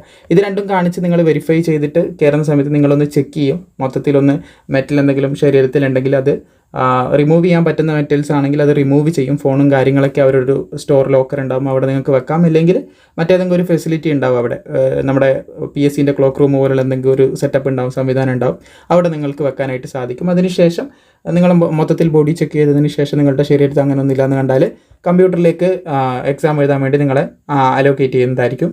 സോ അങ്ങനെ പോകുമ്പോൾ ആദ്യം നിങ്ങളൊന്ന് വെരിഫൈ ചെയ്യും, നിങ്ങളുടെ തമ്പ് ഇംപ്രഷനും കാര്യങ്ങളൊക്കെ വെച്ച് വെരിഫൈ ചെയ്തതിന് ശേഷം നേരെ കമ്പ്യൂട്ടർ സ്ക്രീനിൻ്റെ മുമ്പിലേക്ക് നിങ്ങൾ എവിടെയാണോ ഉള്ളത് നിങ്ങളുടെ സ്ക്രീനായിട്ട് ലൊക്കേറ്റ് ചെയ്തിട്ടുള്ളത് അവിടെ നിങ്ങളെ കൊണ്ടുപോയിട്ട് ഇൻവിജിലേറ്റർ ഇരുത്തുന്നതായിരിക്കും. അവിടെ ഇരുത്തി കഴിഞ്ഞാൽ പുതിയതായിട്ട് നിങ്ങൾക്ക് ഇതൊരു കമ്പ്യൂട്ടർ ആണെങ്കിൽ അതിൻ്റെ ടോപ്പിലായിട്ട് ജസ്റ്റ് അതിൻ്റെ ടോപ്പ് ഭാഗത്തായിട്ട് നിങ്ങൾക്ക് ജസ്റ്റ് ഇവിടെയായിട്ടൊരു വെബ് ക്യാം കാണാനായിട്ട് സാധിക്കും, ഒരു ക്യാമറ കാണാൻ സാധിക്കും. ആ ഒരു ക്യാമറ നിങ്ങൾ ആക്സസ് കൊടുക്കേണ്ടതായിട്ടുണ്ട്. അങ്ങനെ എന്തൊക്കെ സംശയങ്ങൾക്ക് അതാണ് ഞാൻ നമ്മുടെ വാട്സപ്പ് ചാനലിൽ പറഞ്ഞിട്ടുണ്ടായിരുന്നത്. അത് പുതിയൊരു SSCൻ്റെ അപ്ഡേറ്റ് ആണ്. അധികം പേർക്കും അത് എല്ലാ സെൻറ്ററിലും തന്നെ അത് ഉണ്ടാവും തീർച്ചയായിട്ടും. അപ്പോൾ ആ ഒരു ക്യാമറയിലൂടെ ഉദ്യോഗാർത്ഥികൾ ഇപ്പോൾ ഒരുപാട് ചീറ്റിങ് കഴിഞ്ഞ എക്സാമിനൊക്കെ അങ്ങ് നോർത്ത് ഭാഗത്തു നിന്നൊക്കെ നോർത്ത് ഈസ്റ്റേൺ ഭാഗത്ത് ആ ഒരു ഭാഗത്തൊക്കെ കുറേ ചീറ്റിങ്ങും കാര്യങ്ങളൊക്കെ നടന്നത് നമ്മൾ അപ്ഡേറ്റ് ചെയ്തിട്ടുണ്ടായിരുന്നു. അതുകൊണ്ട് തന്നെ SSCൻ്റെ റിസൾട്ട് ഡിലേ ആവുന്നു എന്നൊക്കെ കാര്യങ്ങളൊക്കെ പറഞ്ഞിട്ടുണ്ടായിരുന്നു. അപ്പോൾ അതൊക്കെ ഒരു വിധത്തിൽ പ്രിവെൻറ്റ് ചെയ്യാനായിട്ട് ഇത് സഹായിക്കുമെന്ന് നമുക്ക് പ്രതീക്ഷിക്കാം. അപ്പോൾ ഇതൊക്കെ ബേസിക് ആയിട്ടുള്ള കാര്യമാണ്, ഒട്ടുമിക്ക എല്ലാവർക്കും അറിയാവുന്ന കാര്യം തന്നെയായിരിക്കും. ഇനി നമുക്ക് ഡയറക്റ്റ്ലി എക്സാമിൽ സംഭവിച്ചിട്ടുള്ള കാര്യങ്ങളിലേക്ക് കിടക്കാം. റീസണിങ് എടുക്കുകയാണെങ്കിൽ റീസണിങ്ങിൽ ഇൻട്രസ്റ്റിംഗ് ആയിട്ട് പറയാനുള്ളത് ഇത്തവണ നമുക്ക് കലണ്ടർ എന്ന് പറയുന്ന ഭാഗം ഉണ്ടല്ലോ, കലണ്ടർ അത് വന്നിട്ടുണ്ട്, കലണ്ടർ ഭാഗം വന്നിട്ടുണ്ട്. അതുപോലെ തന്നെ നമ്മുടെ സീറ്റിംഗ് അറേഞ്ച്മെൻറ്റിൽ നിന്ന് ഏകദേശം 3 ചോദ്യങ്ങൾ വന്നിട്ടുണ്ട്. അതിൽ നിന്ന് തന്നെ ഒന്ന് സെപ്പറേറ്റ് ചെയ്തെടുക്കുകയാണെങ്കിൽ ഒരു ചോദ്യം നമ്മൾ സ്പെസിഫിക് ആയിട്ട് എടുക്കുകയാണെങ്കിൽ ആ ഒരു ചോദ്യം 2 വട്ടം ചോദിച്ചു, സെയിം ചോദ്യം തന്നെ 2 വട്ടം ചോദിക്കുകയാണ്. പറയുകയാണെങ്കിൽ ഇപ്പം 7 പേര് ഒരു സർക്കിളിന് ചുറ്റിയിരിക്കുകയാണ്. അപ്പോൾ ഇവർ ഇരിക്കുന്ന സമയത്ത് ഇപ്പോൾ ABCD നമുക്ക് 4 പേരെ എടുക്കാം. ABCD എന്ന് പറയുന്ന 4 പേര്, CD 4 പേര് ഒരു സർക്കിളിന് ചുറ്റും ഇരിക്കുകയെന്ന് വിചാരിക്കുക. അപ്പോൾ ഇത് നിങ്ങൾ ക്ലിയർ ആയിട്ട് മനസ്സിലാക്കി വെച്ചോ. ഇത് തന്നെ നിങ്ങളുടെ ഷിഫ്റ്റിൽ ചോദിക്കണമെന്ന് യാതൊരു നിർബന്ധമില്ല, പ്രത്യേകം ശ്രദ്ധിക്കുക. ഇന്ന് നടന്നിട്ടുള്ള കുറച്ച് കാര്യങ്ങൾ നിങ്ങളുമായിട്ട് ഷെയർ ചെയ്യുന്നു. അപ്പോൾ ABCD എന്ന് പറയുന്ന ഈ 4 പേര് ഒരു സർക്കിളിന് ചുറ്റിയിരിക്കുകയാണ്. അപ്പോൾ ഇതാണ് ഓർഡർ എന്ന് വിചാരിക്കുക, ഇതാണ് ഓർഡർ. എൻ്റെ വലതു ഭാഗത്തായിട്ട് B ഇരിക്കുന്നു, എൻ്റെ ഇടത് ഭാഗത്തായിട്ട് D ഇരിക്കുന്നു, എൻ്റെ ഓപ്പോസിറ്റായിട്ട് C ഇരിക്കുന്നു. ഇങ്ങനെയാണ് ചോദ്യം വന്നിട്ടുള്ളതെന്ന് വിചാരിക്കുക. ഇതേ ചോദ്യം താഴെ വരികയാണ്. Cൻ്റെ ഓപ്പോസിറ്റായിട്ട് A ഇരിക്കുന്നു, Cൻ്റെ വലത് ഭാഗത്തായിട്ട് D ഇരിക്കുന്നു, Cൻ്റെ തന്നെ ഇടത് ഭാഗത്തായിട്ട് B ഇരിക്കുന്നു. ഈ ഒരു രീതിയിലാണ് ചോദ്യം വന്നതെന്ന് വിചാരിക്കുക. മുകളിൽ വന്നത് Aനെ റെപ്രസെൻറ്റ് ചെയ്ത് ചോദിച്ചു, ഇവിടെ Cനെ റെപ്രസെൻറ്റ് ചെയ്ത് ചോദിച്ചു. ഒരു എക്സാമ്പിളിന് പറയുന്നതാണ് കേട്ടോ. അപ്പോൾ ഈ രീതിയിൽ ചോദ്യം വന്നു. എന്നിട്ട് ചോദിക്കുകയാണ്, ആദ്യത്തെ ചോദ്യം Bൻ്റെ റൈറ്റ് സൈഡിൽ ആരാന്ന് ചോദിച്ചു, C ആണ് ആൻസർ. പിന്നെ അടിയിൽ ഇതേ ചോദ്യം ചോദിച്ചിട്ട് പറയുകയാണ് Aൻ്റെ റൈറ്റ് സൈഡിൽ ആരാന്ന് ചോദിച്ചു, B ആണ് ആൻസർ. അങ്ങനെ വരെ ഇത്തവണ ചോദ്യം വന്നിട്ടുണ്ടായിരുന്നു. ഇൻട്രസ്റ്റിംഗ് ആണ്. അതായത് നമ്മുടെ ബാങ്കിങ് എക്സാമിലൊക്കെ ആണെന്ന് നമുക്ക് ധാരണ. അതായത് ഇത് ഒറ്റ ഒരു റീസണിങ്ങിൻ്റെ സീറ്റിംഗ് അറേഞ്ച്മെൻറ്റ് ചോദിച്ചിട്ട് അതിനെ സെപ്പറേറ്റ് ആയിട്ട് നമ്മുടെ ഈ കംപ്രഹെൻഷൻ റീഡിംഗ് കംപ്രഹെൻഷനിലൊക്കെ ഉള്ളതുപോലെ അതിനെ ബേസ് ചെയ്തുകൊണ്ട് മറ്റൊരു ചോദ്യം ചോദിക്കുന്ന പോലെയാണ്. പക്ഷേ 2 സെപ്പറേറ്റ് ചോദ്യമായിരുന്നു. നമുക്ക് വരച്ച് നോക്കാതെ ചെയ്യാൻ പറ്റും, പക്ഷേ അത് കൂടുതൽ ടൈം കൺസ്യൂമിങ് ആവും. ഇത് നമ്മളൊന്ന് ചെയ്ത് നോക്കുമ്പോൾ മുകളിലുള്ള അതേ ടേബിൾ പോലെ തന്നെ നമുക്ക് ശ്രദ്ധയിൽപ്പെടുന്നതായിട്ട് കാണാൻ സാധിക്കും. അപ്പോൾ അങ്ങനെ ഒരു ക്വസ്റ്റ്യൻ വന്നിട്ടുണ്ടായിരുന്നു. പിന്നെ റീസണിങ്ങിൻ്റെ തന്നെ മറ്റൊരു പ്രത്യേകതയായിട്ട് പറയാനുണ്ടായിരുന്നത്, റീസണിങ്ങിൽ ഈ കലണ്ടർ എന്ന് പറയുന്ന ചോദ്യം 2 ചോദ്യങ്ങളായിട്ട് വന്നിട്ടുണ്ട്. 2 ഭാഗത്തല്ല, 2 ചോദ്യങ്ങൾ. കലണ്ടർ ഒന്നും സാധാരണ നമ്മുടെ SSC GD കോൺസ്റ്റബിൾ പരീക്ഷൻ്റെ സിലബസിലുണ്ടെങ്കിലും എക്സാമിൽ കയറി വരുന്നതൊക്കെ കണ്ടത് വളരെ റയർ ആയിട്ടേ കണ്ടിട്ടുള്ളൂ. അപ്പോൾ ഇവിടെ ശ്രദ്ധിക്കേണ്ട കാര്യം എന്ന് പറയുന്നത്, ഇന്നിപ്പോൾ കലണ്ടർ ചോദിച്ചു, കലണ്ടർ എന്ന് പറയുന്ന ഒരു ഭാഗം ചോദിച്ചിട്ടുണ്ടെങ്കിൽ നാളെ ക്ലോക്ക് നമുക്ക് എന്തായാലും ചോദിക്കാനുള്ള സാധ്യതയുണ്ട്, ക്ലോക്കും ചോദിക്കാം. അപ്പോൾ ഇങ്ങനെയുള്ള ഭാഗങ്ങൾ നമ്മൾ ഇപ്പോൾ ഒരു ഉദ്യോഗാർത്ഥി പറഞ്ഞല്ലോ, ഇത്ര നാളും ഇതുവരെ ചോദിക്കാത്ത രീതിയിലുള്ള 6-8 ക്വസ്റ്റ്യൻസ് വന്നെന്ന് ആ ഉദ്യോഗാർത്ഥി പറഞ്ഞത്. അത് ഏതൊക്കെയാണെന്ന് ഉദ്യോഗാർത്ഥിനോട് ചോദിച്ചില്ല. എനിക്ക് കിട്ടിയിട്ടുള്ള ഇൻഫർമേഷൻസ് ഓരോന്നോരോന്നായിട്ടാണ് നിങ്ങളുടെ അടുത്ത് ഇപ്പോൾ ഷെയർ ചെയ്തുകൊണ്ടിരിക്കുന്നത്. അപ്പോൾ കലണ്ടർ വന്നിട്ടുണ്ട്, മേ ബി നാളെ ക്ലോക്ക് വരാം. അപ്പോൾ അങ്ങനെയുള്ള കാര്യങ്ങളൊക്കെ ഒന്ന് ശ്രദ്ധിക്കുക. പിന്നെ സീറ്റിംഗ് അറേഞ്ച്മെൻറ്റ് 3 ക്വസ്റ്റ്യൻസ് വന്നിട്ടുണ്ട്, കലണ്ടറിൽ 2 ക്വസ്റ്റ്യൻസ് വന്നിട്ട് ഇപ്പോൾ നിങ്ങൾക്ക് മനസ്സിലുണ്ട്. സീറ്റിംഗ് അറേഞ്ച്മെൻറ്റ് വരച്ചെടുക്കുമ്പോൾ തന്നെ എന്തായാലും എൻ്റെ വലതു ഭാഗത്താണ് അത് 7-8 ആൾക്കാരൊക്കെയുള്ള സീറ്റിംഗ് അറേഞ്ച്മെൻറ്റ്. അത് വരച്ചെടുക്കാൻ തീർച്ചയായിട്ടും 1.5 മിനിറ്റ് എന്തായാലും നല്ലപോലെ പഠിച്ചവർക്ക് തന്നെ ചിലപ്പോൾ വേണ്ടി വരും. പിന്നെ ബ്രെയിന് കൊണ്ട് അത്രയും അക്യുറേറ്റ് ആയിട്ട് കണ്ടുപിടിക്കാൻ വളരെ ബുദ്ധിമുട്ടായിട്ടുള്ള കാര്യം. അങ്ങനെയുള്ളവരുണ്ടാകാം, മേ ബി ഉണ്ടാവാൻ പറയാൻ പറ്റില്ല. പക്ഷെ എന്തായാലും 2 മിനിറ്റെങ്കിലും ഒരു ക്വസ്റ്റ്യന് പിടിക്കുന്നതായിരിക്കും. അപ്പോൾ ഇങ്ങനെയുള്ള 3 ക്വസ്റ്റ്യനാണ് നമുക്ക് സീറ്റിംഗ് അറേഞ്ച്മെൻറ്റിൽ മാത്രമായിട്ട് വന്നിട്ടുണ്ടായിരുന്നത്. സോ ഇവിടെ തന്നെ നമുക്ക് കാണാൻ സാധിക്കും 3 ക്വസ്റ്റ്യന് നമുക്ക് ഏകദേശം വരുന്നത് 6 മിനിറ്റാണ്. 6 മിനിറ്റ് നമ്മൾ 3 ക്വസ്റ്റ്യന് വേണ്ടി ചിലവഴിക്കുകയാണ്. അപ്പോൾ ഞാൻ നേരത്തെ പറഞ്ഞിട്ടുണ്ടായിരുന്നു 25-30 മിനിറ്റ് റീസണിങ് ചോദ്യത്തിന് വേണ്ടി ചിലവഴിച്ച ഒരു കാര്യം പറഞ്ഞിട്ടുണ്ടായിരുന്നു ചില ഉദ്യോഗാർത്ഥികൾ. അപ്പോൾ ഇവിടെ എന്താ, ചില ഉദ്യോഗാർത്ഥികളല്ല, എനിക്ക് കിട്ടിയിട്ടുള്ള ഇൻഫർമേഷനും കാര്യങ്ങളും അങ്ങനെ ഓരോന്നായിട്ട് നിങ്ങളടുത്ത് ഷെയർ ചെയ്യുന്ന കേട്ടോ. ഒരുപാട് പേരെ ഇതുമായിട്ട് ബന്ധപ്പെട്ട് കാര്യങ്ങൾ എൻക്വയറി ചെയ്തു, അപ്പോൾ അങ്ങനെ മനസ്സിലായ കാര്യങ്ങളാണ്. അപ്പോൾ ഇപ്പോൾ തന്നെ നിങ്ങൾക്ക് മനസ്സിലായിട്ടുണ്ടാവും ഈ ഒരു 1-2 മിനിറ്റ്. പിന്നെ ഏകദേശം നിങ്ങൾക്ക് ധാരണ കിട്ടിയല്ലോ. ഇതിന് ഇത്ര സമയം എടുക്കുന്നുണ്ടെങ്കിൽ നമ്മുടെ കലണ്ടറിന് മേ ബി കലണ്ടർ കുറച്ച് കോംപ്ലിക്കേറ്റഡ് ആയിട്ട് ഫീൽ ചെയ്യുന്നവരുണ്ടാവും. കലണ്ടർ എന്ന് പറയുന്നത് എളുപ്പമാണ് പഠിച്ചു കഴിഞ്ഞാൽ ചാപ്റ്റർ. പക്ഷേ അതൊന്ന് വരച്ച് അല്ലെങ്കിൽ ജനുവരി ഫെബ്രുവരി എത്ര ലീപ്പ് ഇയർ ഉണ്ട് കാര്യങ്ങളൊക്കെ കണക്കൂട്ടി വരുമ്പോൾ തീർച്ചയായിട്ടും അതിനൊരു 3 മിനിറ്റ് അല്ലെങ്കിൽ 2 മിനിറ്റ് ഏറ്റവും ചുരുങ്ങിയതെങ്കിലും പിടിക്കാതിരിക്കില്ല. അപ്പോൾ അത്രയും സമയം അതിനും പോവുകയാണ്. അവിടെയും വന്നിട്ടുണ്ട് 2 ചോദ്യങ്ങൾ. അപ്പോൾ അവിടെ 4 മിനിറ്റ് ആകുന്നുണ്ട്. അപ്പോൾ ഇവിടെ ഈ 5 ചോദ്യങ്ങൾ തീർത്താൻ തന്നെ ഏകദേശം 10 മിനിറ്റ് കംപ്ലീറ്റ് ആയിരിക്കുകയാണ്. അപ്പോൾ ഇങ്ങനെയുള്ള ചോദ്യങ്ങൾ വന്നിട്ടുണ്ടായിരുന്നു SSCൻ്റെ നമ്മുടെ റീസണിങ് ഭാഗത്തിൽ ഈ ഒരു ചോദ്യങ്ങൾ വന്നിട്ടുണ്ട്. ഇത് കൂടാതെ നമുക്ക് റീസണിങ് എന്ന് പറയുന്ന ഒരുപാട് പേര് നല്ല രീതിയിൽ സ്കോർ ചെയ്യുന്ന ഭാഗമാണ്. അതുകൊണ്ടാണ് ഞാൻ ഇങ്ങനെ എടുത്ത് പറയുന്നത്. ഈ ചോദ്യങ്ങളൊക്കെ വരുമ്പോൾ റീസണിങ്ങിൽ ഒരുപാട് ടൈം സ്പെൻഡ് ചെയ്യുകയും അപ്പോൾ അതൊക്കെ നിങ്ങളൊന്ന് നോക്കിയിട്ട് ചെയ്യാം. എളുപ്പമുള്ളത് പെട്ടെന്ന് ചെയ്ത് നമുക്ക് ആ മാർക്ക് കൈവശമാക്കാമല്ലോ. പിന്നീട് ടൈം ഉണ്ടെങ്കിൽ നമുക്ക് എന്ത് ചെയ്യാം, ബാക്കിയുള്ള കോംപ്ലിക്കേറ്റഡ് ആയിട്ടുള്ളതായിരിക്കും. അങ്ങനെയൊക്കെ നമുക്ക് നിങ്ങൾക്ക് എങ്ങനെയാണോ ഉചിതമായിട്ട് തോന്നുന്നത് ആ ഒരു രീതിയിൽ ചെയ്യാം. ഞാൻ എൻ്റെ രീതിയിലുള്ളൊരു ഒപ്പീനിയൻ, അത് നല്ലതാണെന്ന് നിങ്ങൾക്ക് തോന്നുകയാണെങ്കിൽ തീർച്ചയായിട്ടും ആ രീതിയിൽ ചെയ്യാവുന്നതാണ്. ചിലർക്ക് അവരുടേതായിട്ടുള്ള പ്ലാനും കാര്യങ്ങളും. ഇപ്പോൾ ഞാൻ നേരത്തെ നമ്മുടെ വാട്സപ്പിലിട്ട വോയിസിലൊക്കെ പറഞ്ഞിട്ടുണ്ടായിരുന്നു, ഓരോരുത്തർക്ക് ഓരോ സ്റ്റൈലിലാണ്. ഇപ്പോൾ വാഹനം ഓടിക്കാനാണെങ്കിൽ കാരണം അവർക്ക് ആ സ്റ്റൈലിൽ ഓടിച്ചാലേ കുറച്ചുകൂടെ കംഫർട്ടബിളായിട്ട് റൈഡ് ചെയ്യാൻ പറ്റത്തുള്ളൂ. അപ്പോൾ അവർ ആ രീതി തന്നെ റൈഡ് ചെയ്യണം. അതുപോലെ നിങ്ങൾക്ക് ഏത് രീതിയിലാണോ എക്സാം അറ്റൻഡ് ചെയ്താൽ കുറച്ചുകൂടെ കൂടുതൽ മാർക്ക് സ്കോർ ചെയ്യാൻ പറ്റുക, ആ രീതിയിൽ തന്നെ നിങ്ങൾ ചെയ്യണം. പിന്നെ റീസണിങ്ങിൽ തന്നെ വന്ന ചോദ്യത്തിൽ ഒന്നായിരുന്നു നമ്മുടെ സീരീസ് ഭാഗത്തുനിന്ന് മാത്തമാറ്റിക്കൽ ഓപ്പറേഷൻ ആ ഒരു രീതിയിലുള്ള ചോദ്യങ്ങളൊക്കെ ഉണ്ടായിരുന്നു. അതുപോലെ തന്നെ കോഡിങ് ആൻഡ് ഡീകോഡിങ് ഭാഗത്തുനിന്ന് വിവിധ ലെറ്റേഴ്സൊക്കെ ഉൾപ്പെടുത്തിക്കൊണ്ടുള്ള വിവിധ ചോദ്യങ്ങൾ ഉണ്ടായിരുന്നു. തുടക്കത്തിൽ കുറച്ച് ബുദ്ധിമുട്ടൊക്കെ, ലെറ്റേഴ്സൊക്കെ ഇങ്ങനെ ഒന്നിടവിട്ടിട്ട് ഐ ഇട്ടിട്ട് പിന്നെ ജെ ഇടുന്നു, അതുപോലെ തന്നെ എ ഇട്ടിട്ട് പിന്നെ ബി ഇടുന്നു, അങ്ങനെ ഇത് തമ്മിൽ എന്തെങ്കിലും കണക്ഷൻ ഉണ്ടാവും, ഇത് തമ്മിൽ എന്തെങ്കിലും കണക്ഷൻ ഉണ്ട്. ഞാൻ റാൻഡമായിട്ട് എഴുതിയതാണ് കേട്ടോ. അപ്പോൾ ഈ കണക്ഷൻസ് കണ്ടുപിടിച്ച് അതിൻ്റെ തൊട്ടടിയിൽ അതുപോലെ തന്നെ, അതായത് ഇതൊരു സീരീസ് പോലെ ഇങ്ങനെ കൊണ്ടുപോയിട്ട് അതിൻ്റെ അടിയിൽ എന്തുണ്ടാവും, മറ്റൊരു സീരീസ് എഴുതിയിട്ടുണ്ടാവും. അപ്പോൾ ഇത് രണ്ടും മാച്ച്. എന്തായാലും ഉദ്യോഗാർത്ഥി ഇത് മാത്രം നോക്കിയിട്ട് എന്ത് ചെയ്യില്ല, താഴെ പോയിട്ട് ആൻസർ ചെയ്യില്ല. ഇതിൻ്റെ അടിയിലുള്ളത് എന്ത് ചെയ്യും, ഒന്ന് നോക്കിയിട്ട് ഓക്കെ അല്ലേ എന്നുള്ള രീതിയിൽ നോക്കിയിട്ട് താഴെ പോയിട്ട് ചെയ്യും. മേ ബി എന്തെങ്കിലും ചേഞ്ച് വന്നിട്ടുണ്ടെങ്കിലോ, ഇൻ കേസ് ഒരു ഉദ്യോഗാർത്ഥി നോക്കിയത് ഇവിടെ ശരിയായി, പക്ഷേ ഇവിടെ അതേ സംഭവം ചെയ്തിട്ട് ഇവിടെ കിട്ടുന്നുണ്ടാവുന്നില്ല. അതായത് ആ ഒരു ഇക്വേഷൻ അപ്ലൈ ചെയ്ത്, അല്ലെങ്കിൽ ആ ഒരു ട്രിക്ക്, അല്ലെങ്കിൽ ആ ഒരു റീസണിങ് ടെക്നോളജി, അല്ലെങ്കിൽ ആ ഒരു ജസ്റ്റ് ഞാൻ പറയുന്നതാണ്, ആ ഒരു സംഭവം ഇംപ്ലിമെൻറ്റ് ചെയ്ത സമയത്ത് ആൻസർ കിട്ടുന്നുണ്ടാവില്ല. അപ്പോൾ എന്താവും, നമ്മൾ ചെയ്തിട്ടുള്ള ആൻസർ റോങ് ആവാനുള്ള സാധ്യത ഉണ്ട്. അതുകൊണ്ട് എല്ലാ ഉദ്യോഗാർത്ഥികളും എന്ത് ചെയ്യും, രണ്ടും മേ ബി ചെയ്ത് നോക്കുന്നേ ഉറപ്പ് പറയല്ല, ചെയ്ത് നോക്കാം. അപ്പോൾ അങ്ങനെ ചെയ്ത് നോക്കുമ്പോൾ വീണ്ടും അവരുടെ ടൈം നഷ്ടപ്പെട്ടുകൊണ്ടിരിക്കുക. ഇതുകൊണ്ടാണ് അധിക പേരും ടഫാണെന്ന് പറയാനുള്ള കാരണം എന്ന് എനിക്ക് തോന്നുന്നുണ്ട്. അപ്പോൾ ഇതാണ് റീസണിങ്ങിൻ്റെ ഭാഗത്ത് നിന്ന് പ്രധാനമായിട്ടും പറയാനായിട്ടുള്ളത്. പിന്നെ ജനറൽ നോളജിൻ്റെ ഭാഗത്ത് നിന്ന് നോക്കുകയാണെങ്കിൽ, ജനറൽ നോളജിൻ്റെ ഭാഗത്ത് നിന്ന് നമുക്ക് ജോഗ്രഫി ആയിട്ട് ബന്ധപ്പെട്ടിട്ടുള്ള ചോദ്യങ്ങളുണ്ട്, പൊളിറ്റി ആയിട്ട് ബന്ധപ്പെട്ടിട്ടുള്ള ചോദ്യങ്ങൾ വന്നിട്ടുണ്ട്, പിന്നെ ഹിസ്റ്ററി ആയിട്ട് ബന്ധപ്പെട്ടിട്ടുള്ള ചോദ്യങ്ങൾ വന്നിട്ടുണ്ട്. അങ്ങനെ കുറേ അധികം ഇപ്പം ജോഗ്രഫി ആയിട്ട് ബന്ധപ്പെട്ട ചോദ്യം നോക്കുകയാണെങ്കിൽ നമ്മുടെ ഭൂമിൻ്റെ ഇതുണ്ടല്ലോ, മാഗ്നറ്റിക് ഫീൽഡ്, കാന്തിക വലയം, അതില്ലാതായി കഴിഞ്ഞാൽ എന്ത് സംഭവിക്കും എന്നുള്ള രീതിയിലുള്ള ചോദ്യങ്ങൾ വന്നതായിട്ടുള്ള അറിയിപ്പൊക്കെ, ഇൻഫർമേഷനൊക്കെ ലഭിച്ചിട്ടുണ്ടായിരുന്നു. അതുപോലെ തന്നെ മറ്റ് ചോദ്യങ്ങൾ, ഇപ്പം പൊളിറ്റീന്നാണെങ്കിൽ കേന്ദ്രമന്ത്രിസഭയിൽ എത്ര ശതമാനം, അങ്ങനെയുള്ള ചോദ്യങ്ങൾ, ഡയറക്റ്റ് ആർട്ടിക്കിളൊന്നുമല്ല, അങ്ങനെയുള്ള ചോദ്യങ്ങൾ വന്നിട്ടുണ്ടെന്നുള്ള ഇൻഫർമേഷൻസ് ഒക്കെ കിട്ടിയിട്ടുണ്ട്. പിന്നെ ഹിസ്റ്ററിന്നാണെങ്കിൽ നമ്മുടെ ബുക്കുകളുണ്ട്, ഋഗ്വേദ, അങ്ങനെയുള്ള ബുക്കുകൾ, അതുപോലെ തന്നെ നമ്മുടെ മൗര്യൻ എംപയർ, അങ്ങനെയുള്ള ചോദ്യങ്ങളൊക്കെ ഉണ്ട്. പിന്നെ ആരാണ് ആയുർവേദത്തിൻ്റെ പിതാവ്, അങ്ങനെയുള്ള ഓരോ ചോദ്യങ്ങളൊക്കെ വന്നതായിട്ടുള്ള ഇൻഫർമേഷനും കൂടി ലഭിച്ചിട്ടുണ്ട്. ഇത്രയധികം ഹിസ്റ്ററിയിൽ നിന്ന് ഇങ്ങനെയുള്ള ചോദ്യങ്ങളൊക്കെ വരുന്നതായിട്ട് കാണാൻ സാധിക്കുന്നുണ്ട്. പിന്നെ ഇവിടെ ജോഗ്രഫീൻ്റെ കാര്യം പറയുകയാണെങ്കിൽ അവിടുന്ന് 2 ക്വസ്റ്റ്യൻസ്, ഇപ്പം നമ്മുടെ മൂണിൻ്റെയൊക്കെ ചോദ്യം, എന്തുകൊണ്ടാണ് മൂണിൽ കൂടുതലായിട്ട് ഗ്രാവിറ്റി ഇല്ലാത്തത് എന്നുള്ളൊരു ചോദ്യം വന്നിട്ടുണ്ടായിരുന്നു. എർത്തിനെ അപേക്ഷിച്ച് നോക്കുമ്പോൾ എന്തുകൊണ്ട് ഗ്രാവിറ്റി ഇല്ല, അങ്ങനെയുള്ള കുറച്ച് ചോദ്യങ്ങളൊക്കെ വന്നതായിട്ട് കാണാൻ സാധിക്കും. സോ ഇങ്ങനെ ചിന്തിക്കുമ്പോൾ നമുക്ക് വളരെ എളുപ്പമാണ്. പക്ഷേ അതിൻ്റെ ഓപ്ഷൻസും കൂടി നമ്മളൊന്ന് നോക്കുകയാണെങ്കിൽ, ഇപ്പോൾ മൂണിന് എന്തുകൊണ്ടാണ് ഭൂമിൻ്റെ അത്ര ഇതില്ലാത്തത്, ഗ്രാവിറ്റി ഇല്ലാത്തതെന്ന് പറഞ്ഞിട്ട് ഓപ്ഷൻസ് തരികയാണ്. നമുക്ക് മൂണിൻ്റെ വലിപ്പം ചെറുതായതുകൊണ്ട്, മൂണ് ചെറുതാണല്ലോ, അതുകൊണ്ടാണ് അത്ര ഗ്രാവിറ്റി ഇല്ലാത്തതെന്ന് പറഞ്ഞു. പിന്നെ അതുപോലെ തന്നെ മൂണിൻ്റെ മാസ്, അതായത് പിണ്ഡം കൂടുതലായതുകൊണ്ടാണ് ഇല്ലാത്തതെന്ന് പറയുന്നുണ്ട്. പിന്നെ അങ്ങനെ കുറച്ച് ഓപ്ഷൻ, പിന്നെ കൂടുതൽ ദൂരത്തായതുകൊണ്ട്, അങ്ങനെ കുറച്ച് ഓപ്ഷൻസ് തരുന്നു. ആക്ച്വലി കറക്റ്റ് ആൻസർ എന്താണ്, മാസ് കുറവായതുകൊണ്ട്, കുറവായതുകൊണ്ടാണ് എന്തുള്ളത് ഇല്ലാത്തത്, ഗ്രാവിറ്റി കുറയുന്നത്, ഇത് കുറവായതുകൊണ്ടാണ്, നമ്മുടെ മൂണിൻ്റെ മാസ് കുറവായതുകൊണ്ടാണ് ഗ്രാവിറ്റി കുറയുന്നത്. അല്ലാതെ വലിപ്പം കുറഞ്ഞതുകൊണ്ട് ഒരിക്കലും ഇത് കുറയണമെന്നില്ല, ഗ്രാവിറ്റി കുറയണമെന്നില്ല, മാസ് കുറവുള്ളത് കൊണ്ടാണെന്ന് ശ്രദ്ധിച്ചിരിക്കുക. അപ്പോൾ ഇവിടെ കൺഫ്യൂഷൻസ് സൃഷ്ടിക്കാനായിട്ടുള്ള SSCൻ്റെ ഒരു സംഭവം കൂടി നമുക്ക് അനലൈസ് ചെയ്ത് മനസ്സിലാക്കാനായിട്ട് സാധിക്കുന്നുണ്ട്. പിന്നെ നമ്മൾ പണ്ടൊക്കെ പറയായിരുന്നു, ഏതൊരു SSC പരീക്ഷ എടുത്താലും ഏത് PSC എടുത്താലും അവിടെ ഫണ്ടമെൻ്റൽ റൈറ്റ് പോലുള്ള ചോദ്യങ്ങൾ പൊളിറ്റി എന്ന് തീർച്ചയായിട്ടും ഉണ്ടായിരുന്നു. അങ്ങനെയൊന്നും ഒരു ഭാഗം പോലും കണ്ടിട്ടില്ല. നിങ്ങളുടെ ഷിഫ്റ്റിൽ ഏതെങ്കിലും ഒരു ഷിഫ്റ്റിൽ അങ്ങനെ എന്തെങ്കിലും ഉണ്ടോ തീർച്ചയായിട്ടും പറയാം. ഈ ഒരു എക്സാമിൽ അങ്ങനെ ഒരു ഭാഗം പോലും കണ്ടിട്ടില്ല. അതായത് എല്ലാവരും പഠിച്ച് പോകുമെന്നുള്ള ഭാഗത്തുനിന്ന് ടെക്നിക്കലി എന്താ പറയുക, പിക്ക് ചെയ്തിട്ട് ആർക്കും ആൻസർ ചെയ്യാൻ പറ്റും, പക്ഷെ കുറച്ച് കോംപ്ലിക്കേറ്റഡ് ആയിട്ട് കൊടുക്കുന്നു, ടൈം കളയാൻ വേണ്ടി മനഃപൂർവ്വം കൊടുക്കുന്ന പോലെ എനിക്ക് തോന്നിയിട്ടുണ്ട്. ഇത്ര നേരം ഉദ്യോഗാർത്ഥികൾ പറഞ്ഞിട്ടുള്ള റെസ്പോൺസിൻ്റെ ബേസിലാണ് കേട്ടോ ഞാൻ ഈ പറയുന്നത്.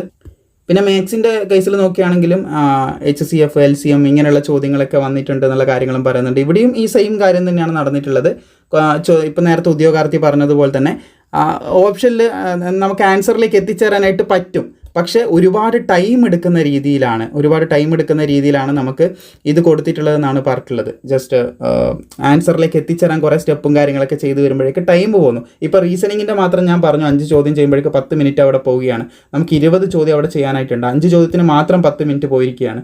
അപ്പോൾ അടുത്തൊരു 5 ചോദ്യം, ഒരു എക്സാമ്പിളിന് പറയാം, അടുത്തൊരു 5 ചോദ്യം കൂടി ചെയ്യുമ്പോൾ 20 മിനിറ്റ് അവിടെ പോയി. അപ്പം ഇനിയും 10 ചോദ്യങ്ങൾ ബാക്കിയുണ്ട്. അപ്പോൾ അതിന് എത്ര ടൈം പോകുന്നുള്ളത് നമ്മളിങ്ങനെ കാൽക്കുലേറ്റ് ചെയ്യുകയാണെങ്കിൽ ഏകദേശം ഒരു കാൽക്കുലേഷനാണ് കേട്ടോ. ഇപ്പോൾ 5 ചോദ്യം ചെയ്യാൻ ചിലപ്പോൾ അടുത്തത് വളരെ ഈസി ആയിരിക്കും, അതിന് 30 സെക്കൻഡ് പോലും വേണമെന്നുണ്ടാവില്ല. അപ്പോൾ അങ്ങനെയും സംഭവിക്കാം. അങ്ങനെയുള്ള ചോദ്യങ്ങളുണ്ടായിരുന്നു. ഇപ്പം നമ്മുടെ ഡിക്ഷണറി അറേഞ്ച്മെൻറ്റ് എന്ന് പറഞ്ഞിട്ടുള്ളൊരു ഭാഗം നമ്മുടെ ഇതിലുണ്ടായിരുന്നു. ജസ്റ്റ് നമ്മുടെ റീസണിങ് ഭാഗത്തുണ്ടായിരുന്നു. വളരെ എളുപ്പമാണ്. കാരണം ഓപ്ഷനിൽ തന്നെ 1, 2, 3, 3 ഇങ്ങനെ കൊടുത്തിട്ടുണ്ടായിരുന്നു. അപ്പോൾ നമുക്ക് ഈ ഓപ്ഷൻ എലിമിനേറ്റ് ചെയ്ത് കളഞ്ഞാൽ മതി. അത് കൂടുതൽ ചാൻസ് 3 തന്നെ വരാനായിരിക്കും. അല്ല 2 വരുന്നുണ്ടെങ്കിൽ വളരെ എളുപ്പമായി. കാരണം 3 എന്തായാലും തുടങ്ങുന്നില്ല എന്നാണെങ്കിൽ ഇത് പഠിച്ചവർക്ക് ഏകദേശം മനസ്സിലാകുന്നുണ്ടാവും. 2 സ്റ്റാർട്ട് ചെയ്യുന്നത് ഇത് തന്നെ ഓപ്ഷൻ ബി ആണ് ഓപ്ഷൻ. നമുക്ക് നേരെ ടിക്ക് ചെയ്തിട്ട് അടുത്ത ചോദ്യത്തിലേക്ക് പോകാം. അങ്ങനെ പെട്ടെന്ന് കണ്ടുപിടിക്കാൻ പറ്റുന്ന ഇതുപോലെ ഡിക്ഷണറി അറേഞ്ച്മെൻറ്റ് അങ്ങനെയുള്ള ചോദ്യങ്ങളും ഉണ്ടായിരുന്നു. പിന്നെ പല രീതിയിലുള്ള ചോദ്യങ്ങൾ അതുപോലെ ഉണ്ട്. പിന്നെ ഇംഗ്ലീഷിലേക്ക് കിടക്കുകയാണെങ്കിൽ, ഇംഗ്ലീഷിൻ്റെ കാര്യത്തിലേക്ക് കിടക്കുകയാണെങ്കിൽ ജംബിൾഡ് വേർഡ്സ് എന്ന് പറയുന്ന ആ ഒരു സംഭവം, ജംബിൾഡ് വേർഡ്സ് അറേഞ്ച്മെൻറ്റ് ആ ഒരു സംഭവം വന്നിട്ടുണ്ടായിരുന്നു. അവിടെ ഏകദേശം എൻ്റെ ഓർമ്മ ശരിയാണെങ്കിൽ, ഉദ്യോഗാർത്ഥികളുടെ റിപ്പോർട്ടും കാര്യങ്ങളെല്ലാം ശരിയാണെങ്കിൽ, ഓർമ്മ കൃത്യമാണെങ്കിൽ ഏകദേശം 3 അല്ലെങ്കിൽ 2ഓളം ചോദ്യങ്ങൾ അവിടെ വന്നിട്ടുണ്ട്. അപ്പോൾ അതിന് അത്യാവശ്യം നല്ല സമയം എടുക്കുന്ന കാര്യമാണ്. കാരണം അതൊക്കെ ഒന്ന് റീഡ് ചെയ്ത് നോക്കണം. വലിയൊരു പാസേജ് തരും. അതിൻ്റെ ഫസ്റ്റ് എ പോർഷനും ഉണ്ടാവും, ബി പോർഷനും ഉണ്ടാവും. മറ്റൊരു രീതിയിൽ പറയാം, ഇതിൻ്റെ ഫസ്റ്റ് 5 സെൻറ്റൻസുള്ളൊരു വേർഡ് അല്ലെങ്കിൽ 5 വരികളുള്ളൊരു വേർഡാണെന്ന് വിചാരിക്കുക. അതിൻ്റെ 1ാമത്തെ പോയിൻ്റ് ഉണ്ടാവും, 5ാമത്തെ പോയിൻ്റ് ഉണ്ടാവും. പിന്നെ ഇവിടെ 2, 3, 4 ഇത് ഓർഡറിൽ നമ്മൾ ആക്കിയെടുക്കണം. ചിലപ്പം 3 ആയിരിക്കും 2ാമതായിട്ട് വരിക, 2 ആയിരിക്കും 4ാമതായിട്ട്. അങ്ങനെ ഒരു കറക്റ്റ് ഓർഡറിൽ ഈ സെൻറ്റൻസ് വായിക്കുമ്പോൾ നമുക്ക് കൃത്യമായിട്ട് രവി മാങ്ങ പറിച്ചു, മാങ്ങ അമ്മൂമ്മക്ക് കൊടുത്തു, അമ്മൂമ്മ മാങ്ങ കഴിച്ചു, വീണ്ടും അത് നട്ടു, അങ്ങനെ ഒരു അർത്ഥവത്തായിട്ടുള്ള വാക്കാക്കി എടുക്കലാണ് ഇതിൻ്റെ മെയിൻ കോണ്ടെക്സ്റ്റ് എന്ന് പറയുന്നത്. മെയിൻ എയിം എന്ന് പറയുന്നത്. സോ ആ ഒരു രീതിയിൽ നമ്മൾ എന്ത് ചെയ്യണം, ആ ഒരു വാക്കാക്കി എടുക്കണം. അതിനും കുറച്ച് സമയം എടുക്കും. നല്ല രീതിയിൽ ഇംഗ്ലീഷ് നല്ല രീതിയിൽ ഹാൻഡിൽ ചെയ്യാൻ പറ്റുന്നവരാണെങ്കിൽ പെട്ടെന്ന് അതിൻ്റെ ട്രിക്കും കാര്യങ്ങളൊക്കെ യൂസ് ചെയ്ത് അവർക്ക് ചെയ്യാൻ പറ്റുമായിരിക്കും. അപ്പോൾ അതും കൂടി പ്രത്യേകം എന്ത് ചെയ്യുക, ഈ ഒരു ചോദ്യം കൂടി വന്നിട്ടുണ്ടായിരുന്നു. ഇത് പ്രത്യേകം ശ്രദ്ധിച്ചിരിക്കുക. ഇതേ ചോദ്യങ്ങൾ നിങ്ങളുടെ ഷിഫ്റ്റിൽ വരുമെന്ന് ഞാൻ ഒരിക്കലും പറയുന്നില്ല. ഉദ്യോഗാർത്ഥികൾ പറഞ്ഞതിൻ്റെ ബേസിസിൽ എന്തൊക്കെ വന്നു, എങ്ങനെയൊക്കെ വന്നു എന്നുള്ളതിൻ്റെ ജസ്റ്റ് ഒരു ഓവർവ്യൂ നിങ്ങൾക്ക് തരാമെന്ന് മാത്രമേ ഞാൻ ചെയ്യുന്നുള്ളൂ. ഒരുപാട് പേര് ടഫാന്ന് പറഞ്ഞിട്ട് നിങ്ങൾ ടെൻഷൻ അടിക്കൊന്നും വേണ്ട. ഇപ്പം ഞാൻ പറഞ്ഞതിൻ്റെ തന്നെ 3ൻ്റെയൊക്കെ ചോദ്യം, GK വന്ന 3ൻ്റെയൊക്കെ ചോദ്യം, എന്തുകൊണ്ടാണ് 3ന് ഗ്രാവിറ്റി ഗ്രാവിറ്റി എന്ന് പറയുമ്പോൾ ഗുരുത്വാകർഷണം, നമ്മളൊരു സാധനം മുകളിലേക്ക് എറിഞ്ഞാൽ താഴേക്ക് വീഴുന്നത്, അതെന്തുകൊണ്ടാണ് കൂടുതലല്ലാത്തതെന്ന് പറഞ്ഞിട്ടൊരു ചോദ്യം ചോദിച്ചു. അതിൻ്റെ ഓപ്ഷൻ തന്നെ നമുക്ക് എലിമിനേറ്റ് ചെയ്തെടുക്കാൻ പറ്റുന്നതേ ഉള്ളൂ. 3ൻ്റെ വലിപ്പം കുറഞ്ഞതുകൊണ്ടെല്ലാം നമുക്കറിയാം. അതിൻ്റെ മാസ് പിണ്ഡം ഭാരം കുറഞ്ഞതുകൊണ്ടാണ്, അങ്ങനെ നമുക്ക് വേണ്ടിയൊക്കെ പറയാം. അപ്പോൾ അതുകൊണ്ട് അതാണ് ആൻസർ. അപ്പോൾ അത് നമുക്ക് എലിമിനേറ്റ് ചെയ്ത് ഏറ്റവും എളുപ്പത്തിൽ പറയുകയാണെങ്കിൽ GK തന്നെ വന്ന മറ്റൊരു ചോദ്യം നമ്മുടെ ഭൂമിയാണെന്ന് വിചാരിക്കുക. അപ്പം ഭൂമിയുടെ ഈ കാന്തിക മണ്ഡലമുണ്ട്, കാന്തിക വലയുണ്ട് ഭൂമിക്ക്. അപ്പോൾ ഈ കാന്തിക വലയം ഇല്ലാതായി കഴിഞ്ഞാൽ എന്ത് സംഭവിക്കും എന്നുള്ള ഒരു ചോദ്യം വന്നിട്ടുണ്ടായിരുന്നു. അപ്പോൾ അതിൻ്റെ ഫസ്റ്റ് ഓപ്ഷൻ എ ഓപ്ഷനായിട്ട് വന്നിട്ടുണ്ടായിരുന്നത് ഏകദേശം പറയുകയാണെങ്കിൽ, ഓർമ്മ ശരിയാണെങ്കിൽ ഇതില്ല. അത് നമുക്ക് ഒരു എഫക്റ്റും ഒന്നും ഉണ്ടാവില്ല, നോ എഫക്റ്റ് എന്നാണ് കൊടുത്തിട്ടുണ്ടായിരുന്നത്. നോ എഫക്റ്റ് എന്ന് കൊടുത്തിട്ടുണ്ട്. പിന്നെ അതിൻ്റെ കീഴിൽ ബി ഓപ്ഷനായിട്ട് കൊടുത്തിട്ടുള്ളത് നല്ല രീതിയിൽ കൃത്യമായിട്ട് ഉദ്യോഗാർത്ഥികൾ പറഞ്ഞ രീതിയിലുള്ള ഒരു ഇതാണ് വരുന്നത്. ചിലപ്പോൾ അങ്ങോട്ടും ഇങ്ങോട്ടും ഓപ്ഷനൊക്കെ മാറുന്നുണ്ട്. എന്തായാലും കറക്റ്റാണ്. അപ്പം പിന്നെ അതിൻ്റെ അടിയിലായിട്ട് വരുന്ന ഒരു ഓപ്ഷൻ എന്ന് പറയുന്നത് റേഡിയേഷൻ നല്ല രീതിയിൽ കൂടും എന്നുള്ളൊരു കാര്യം പറഞ്ഞിട്ടുണ്ടായിരുന്നു. ഇതില്ലാണ്ടായി കഴിഞ്ഞാൽ സൂര്യനിൽ നിന്ന് വരുന്ന കിരണങ്ങൾ നേരിട്ട് ഭൂമിയെ അടിക്കുകയും റേഡിയേഷൻ കൂടാനുള്ള സാധ്യതയുണ്ട്. നമുക്ക് ഈസി ആയിട്ട് നോ എഫക്റ്റ് എന്നുള്ളത് നമുക്ക് കണ്ണും പൂട്ടി കുത്തിക്കളയാം ഓപ്ഷനിൽ. അതുപോലെ തന്നെ റേഡിയേഷൻ കൂടുന്നുള്ളത് നമുക്കറിയാം. പിന്നെ ബാക്കിയുള്ള ഓപ്ഷൻ കൃത്യമായിട്ട് ഞാൻ ഓർക്കുന്നില്ല, ഉദ്യോഗാർത്ഥി പറഞ്ഞിട്ടുണ്ടായിരുന്നു. ഇതായിരുന്നു ആൻസർ, റേഡിയേഷൻ കൂടുന്നുള്ളതാണ് ആൻസർ. അപ്പോൾ എന്ത് ചെയ്യും, നമുക്കിപ്പോഴും അറിയുന്നതാണ് സൂര്യാഘാതം ഏൽക്കുന്നു, പിന്നെ ഭൂമിൻ്റെ, ഇതൊക്കെ നമ്മൾ ചെറിയ ക്ലാസ്സിലെ പഠിക്കുന്ന കാര്യമാണല്ലോ. അപ്പോൾ അതൊക്കെ നമുക്ക് വളരെ എളുപ്പത്തിൽ ഫിഗർ ഔട്ട് ചെയ്യാൻ പറ്റുന്ന കാര്യമേ ഉള്ളൂ സത്യത്തിൽ. പക്ഷേ കോംപ്ലിക്കേഷൻ ആവുന്നത് എന്താണെന്ന് വെച്ച് കഴിഞ്ഞാൽ SSC ഇതിനെ കുറച്ച് ടെക്നിക്കലി നമ്മളെ സമയം കളയിക്കാനായിട്ട് നോക്കുന്നുണ്ട്. അതാണ് കൂടുതൽ ഉദ്യോഗാർത്ഥികൾ, എൻ്റെ ഒരു ഒപ്പീനിയൻ പറയാണ്, അതുകൊണ്ടായിരിക്കാം കൂടുതൽ ഉദ്യോഗാർത്ഥികളും ഈ ഒരു പരീക്ഷ ബുദ്ധിമുട്ടായി തോന്നി എന്ന് പറയാനായിട്ട് കാരണം. പിന്നെ ഇംഗ്ലീഷിൽ തന്നെ വന്നിട്ടുള്ള മറ്റൊരു ചോദ്യമായിരുന്നു നമ്മുടെ ഒരു കംപ്രഹെൻഷൻ, റീഡിങ് കംപ്രഹെൻഷൻ. ഒരു വലിയൊരു പാസേജ് തരും. ആ ഒരു പാസേജ് വായിച്ചിട്ട് 5 ചോദ്യങ്ങൾ, അതായത് 5ൻ്റെ 2 10 മാർക്കിൻ്റെ ചോദ്യങ്ങളാണ് അവിടെ വരുന്നത്. ഈ 5 ചോദ്യങ്ങൾ നമ്മൾ കൃത്യമായിട്ട് വായിച്ചിട്ട് അതിന് ആൻസർ ചെയ്യുന്ന രീതിയിലുള്ള ചോദ്യങ്ങൾ മാറ്റും. അതിനും അത്യാവശ്യം സമയം എടുക്കും. ഈ ചോദ്യങ്ങൾ മൊത്തം വായിക്കണം. അതിൻ്റെ 1ാമത്തെ ചോദ്യത്തിന് ആൻസർ നമ്മൾ എന്ത് ചെയ്യണം, ഇത് മൊത്തം വായിച്ചിട്ട് ഇതിൽ ഏതാണ് ഓദർ പിന്നെ പറക്കും തളിക എന്ന് ഉദ്ദേശിക്കുന്നത്, അല്ലെങ്കിൽ UFO എന്ന് ഉദ്ദേശിക്കുന്നത്. ഒരു ഉദാഹരണത്തിന് പറയാം, UFO എന്ന് ഉദ്ദേശിക്കുന്നത് എന്താണ്, അതൊരു ഏലിയൻ ഡിവൈസാണ്, പറക്കുന്ന സാധനമാണ്. അതിൻ്റെ ഇടയിൽ ഇങ്ങനെ ഓപ്ഷൻ കൊടുത്തിട്ടുണ്ടാകും. അത് ഈ പാസേജിൽ എന്താണോ പറയുന്നത് അതിനെ ബേസിൽ നമ്മളിവിടെ കണ്ടെത്തണം. അപ്പോൾ എന്ത് ചെയ്യേണ്ടി വരും, പെട്ടെന്ന് ഇംഗ്ലീഷ് വായിച്ചിട്ട് നമുക്ക് മനസ്സിൽ നിൽക്കുന്നുണ്ടെന്നാണെങ്കിൽ നമുക്ക് കുഴപ്പമില്ല, അത് ഒറ്റയടിക്ക് നോക്കി ഫിഗർ ഔട്ട് ചെയ്ത് കണ്ടുപിടിക്കാം. അല്ലെങ്കിൽ ഈ വേർഡ് നോക്കിയിട്ട് ഇവിടുന്ന് കണ്ടുപിടിച്ച് അതൊക്കെ വരുമ്പോൾ ഇങ്ങനെ 5 ചോദ്യം ചെയ്യുമ്പോൾ അതിനും അത്യാവശ്യം നല്ല സമയം പോകും. അപ്പോൾ സമയം നഷ്ടപ്പെടുത്തുക എന്നുള്ള കാര്യമാണ് ഇവിടെ കൂടുതൽ സംഭവിച്ചുകൊണ്ടിരിക്കുന്നതെന്നാണ് എനിക്ക് മനസ്സിലാക്കാനായിട്ട് സാധിച്ചിട്ടുള്ളത്. സോ എന്തായാലും നമ്മൾ വീഡിയോ കുറച്ച് ലെങ്ത് ആയിട്ടുണ്ട്, പറഞ്ഞു പോവുകയാണെങ്കിൽ ഇനിയും ഉദ്യോഗാർത്ഥികൾ കുറേ കാര്യങ്ങൾ ഷെയർ ചെയ്തിട്ടുണ്ടായിരുന്നു. സോ അത് പറഞ്ഞാൽ ഇനിയും വീഡിയോൻ്റെ ലെങ്ത് കൂടും. നിങ്ങൾ നല്ല രീതിയിൽ പഠിക്കുക എന്നുള്ള കാര്യമാണ് ഇപ്പം ചെയ്യേണ്ടത്. ഇത്രയും കാര്യങ്ങൾ മനസ്സിലാക്കിക്കൊണ്ട് നല്ല രീതിയിൽ പഠിക്കുക. പിന്നെ നിങ്ങൾ പരീക്ഷ എഴുതിയവരാണെങ്കിൽ നിങ്ങളുടെ ജെന്യുവൻ ആയിട്ടുള്ള ഒപ്പീനിയൻ തീർച്ചയായിട്ടും താഴെ നിങ്ങൾ രേഖപ്പെടുത്തുക. അതുകൂടാതെ നിങ്ങളുടെ സുഹൃത്തുക്കൾ ഒരുപാട് പേര് പരീക്ഷ എഴുതാനൊക്കെ പോകുന്നുണ്ട്, അവരിലേക്ക് ഷെയർ ചെയ്ത് കൊടുക്കുക. പിന്നെ നമ്മുടെ 10 days പ്രാക്ടീസ് സെക്ഷൻ്റെ ഭാഗമാകാനായിട്ട് താല്പര്യമുണ്ടെങ്കിൽ അതിൻ്റെ ലിങ്ക് താഴെ കൊടുത്തിട്ടുണ്ട്.